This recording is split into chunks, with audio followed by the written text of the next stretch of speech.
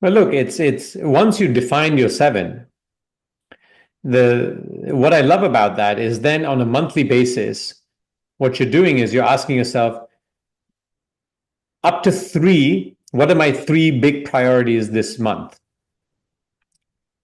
Because that's your area of focus. Because yes, you have lots going on. You're juggling these seven balls, and maybe one ball is then can be subdivided. Like you said, your business could be so many different things. You might have multiple businesses, but you just talk about your top three priorities and then just focus on what is every day. You just ask yourself, what is one step that I can take in the direction towards my summits? So even though you have seven businesses, maybe one of them requires more of your attention right now. Maybe the other one does. I mean, it's hard to tell without knowing all the facts, but for example, I run three businesses. And I realized that, and again, I tell you, people learn the hard way. So just to be clear, in these three businesses, two of them, I'm first generation.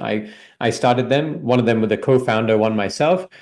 And then the third business is I'm second generation. My father started the business. Now, when he was alive, we had shared responsibility because, he was managing that one business where I'm now taken over because he passed away. But you always think that people are no one's gonna, for some reason, people think they're not gonna die. Yeah, I'll get to it later. That conversation with my parents that I really need to have, yeah, I'll get to it later. But guess what, folks? That later sometimes doesn't come. And in the case of my father, his passing away was sudden.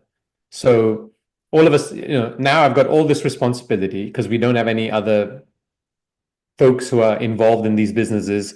And I can't run three businesses on my own, Fong. I just can't, not at an operational level. And the most logical thing to do at that time was to give up my new business because that was the least income generating because it was new. But that was the business which was in line with my definition of success and the one that gave me the most fulfillment, which is what I'm speaking about now, which is the coaching, the speaking, doing retreats on the mountains, really focusing on business owners to stress less, grow faster, and move towards a zero regret life by reframing what success means. And so I said, if I give this up, it's like I've taken a chunk of me away. And I had already built up momentum, and I knew if I stopped, I don't know if I would have started again. So I said, okay, well, I can't do all three because then I'm just spreading myself too thin. I'm running too much.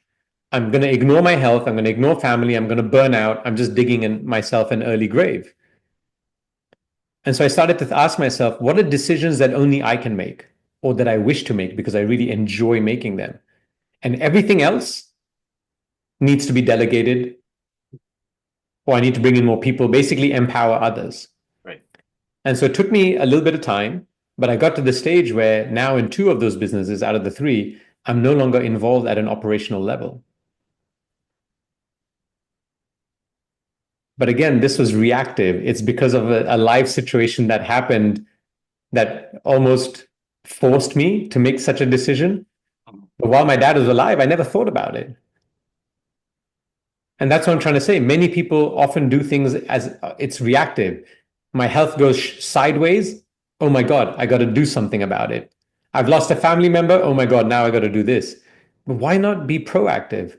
Why not ask yourself what this all means? Why not design your life in a way that it's fulfilling for you and then take steps towards that every single day? And the last thing I'm going to say on this point, Fong, is when I'm climbing these high altitude mountains, many times when I take people on a retreat, I always tell them, listen, find your rhythm. Find your rhythm. Because if you compare to others and you're like, oh, I'm much faster than them, and then you have to wait at every stop, or you're much slower and you're like, I need to go faster to keep up with the others, which is usually what happens to people, they're not enjoying themselves. And I remember on one of these retreats, I look at this one guy who's climbing with us.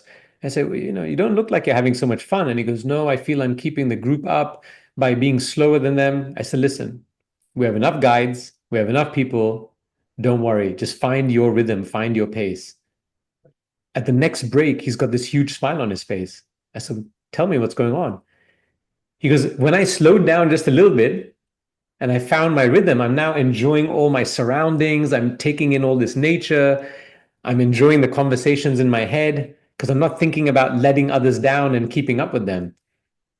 And so as an entrepreneur, many times I start running faster than I go, Sahil, whoa, whoa, whoa. Step on the brakes a little bit, because now you're going at a speed that's not sustainable for you. And I have to remind myself all the time, even though I've done it so many times, I still have to remind myself that slow down a little bit.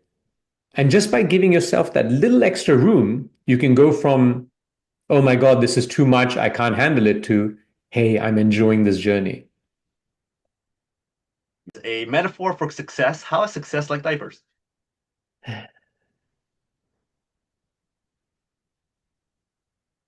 You will always hold the shit and you can absorb it, but at least it prevents it from leaking everywhere. Nicely done. Thank you very much. So that's how success is like diapers.